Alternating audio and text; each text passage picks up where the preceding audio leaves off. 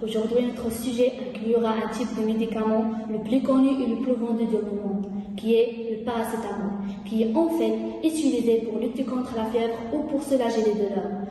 Mais avant, savez-vous bien comment utiliser le paracétamol? Pour mieux comprendre, nous accueillons notre honorable invité spécialisé des médicaments qui nous aidera à mieux comprendre. Soyez la bienvenue dans notre studio. Alors, pouvez-vous, mademoiselle, nous expliquer qu'est-ce qu'un paracétamol? Alors, premièrement, bonjour à tous et à toutes. J'espère que vous allez bien. Alors, je vais répondre à votre question.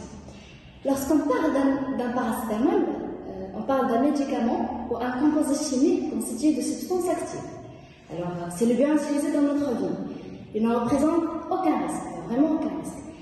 Par contre, lorsqu'on surdose le paracétamol, ou bien lorsqu'on dépasse le dosage, là, effectivement, il y a un risque. Ah oui, d'accord. Alors, pouvez-vous nous informer sur les effets concernant le surdosage du paracétamol?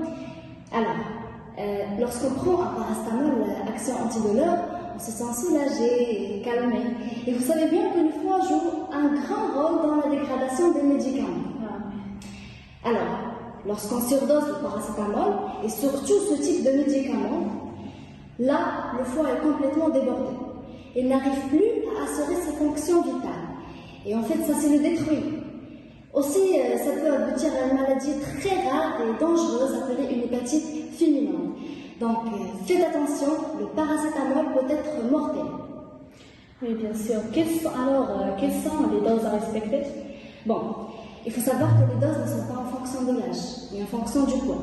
Par exemple, les gens qui font plus de 50 kg ne dépassent pas 1 gramme par prise. Alors, 1 gramme par prise, c'est la prise habituelle comme ça. Vous pouvez même le renouveler tous les 4 à 6 heures, mais pas avant. J'insiste à ce point parce que c'est important de savoir que le paracétamol ne se renouvelle que de 4 à 6 heures, mais pas avant. Vous pouvez alors prendre 4 grammes tous les 24 heures. Pour les gens atteints de maladie de foie, ne dépassez pas 3 grammes par jour. Alors, quel est votre conseil pour notre spectateur? Alors, comme j'ai dit déjà, le paracétamol ne représente aucun risque.